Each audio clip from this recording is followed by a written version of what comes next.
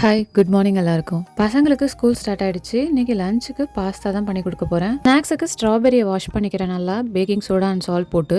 Morning breakfast சீக்கிரமா சாப்பிட்றதுனால பசங்க சரியா சாப்பிட மாட்டாங்க. ஸோ சத்து மாவு ப்ளஸ் உளுந்து கஞ்சி ரெண்டுத்தையுமே ஒன்றா மிக்ஸ் பண்ணி வச்சிருக்கேன். பன்னீர் பாஸ்தா பண்ணுறேன். பன்னீர் இந்த மாதிரி ஹாட் வாட்டரில் கொஞ்சம் நேரம் ஊற வச்சு எடுத்திங்கன்னா நல்லா சாஃப்டாக இருக்கும். நான் இன்னைக்கு யூஸ் பண்ணுறது டுரும் வீட் பாஸ்தா.